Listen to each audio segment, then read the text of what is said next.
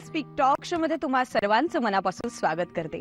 डायबिटीसचे व्यवस्थापन कसे करावे हे जाणून घेऊयात भारतातील तसेच पुण्यामधील सुप्रसिद्ध डायबेटोलॉजिस्ट आणि एंडोक्रोनॉलॉजिस्ट डॉक्टर सुहास एरंडे आज आपल्या सोबत आहेत.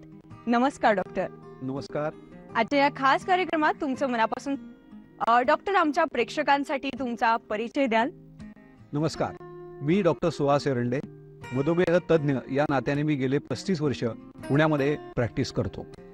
डॉक्टर, तुम्ही जाता जाता आमच्या प्रेक्षकांना मधुमेह व्यवस्थापनासाठी काय संदेश द्याल?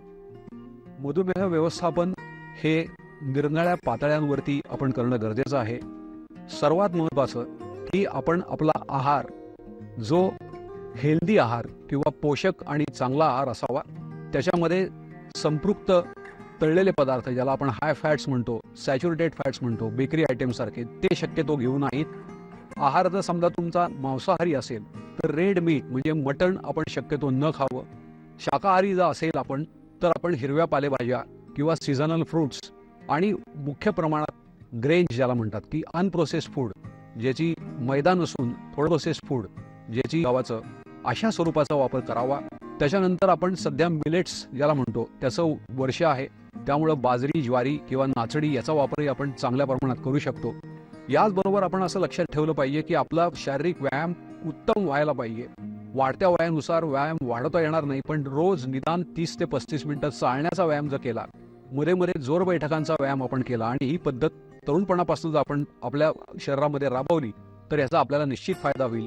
पोटाचा घेर किती नसावा हे मी तुम्हाला अगोदरच सांगितलंय. पुरुषांचा 36 इंचापेक्षा कमी, स्त्रियांचा 32 इंचापेक्षा कमी. तुमची सेंटीमीटरमध्ये जेवढी उंची आहे त्यातनं 100 वजा करून किलोमध्ये तुमचं तेवढं वजन असावं. हा दुसरा मुद्दा आहे. तंबाखू आणि मद्यपान याच्यापासून आपण अगदी कसोशीने बाजूला राहावं.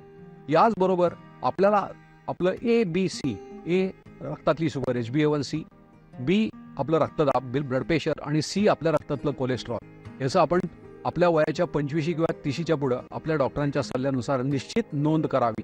पुरेशा प्रमाणामध्ये आपण झोप घ्यावी. कमीत कमी 7 ते 8 तास विश्रांती व्हायला पाहिजे. तर याला आमच्या भाषेमध्ये आम्ही AHA8 अमेरिकन हार्ट असोसिएशन 8 असं म्हणतो. ही जर समजा आपण गोष्टी पाळल्या तर आपल्याला मधुमेह होऊच नाही याकरताही मदत होईल. जर असेल तर कॉम्प्लिकेशन्स होऊ नयेत याकरताही मदत होईल. धन्यवाद.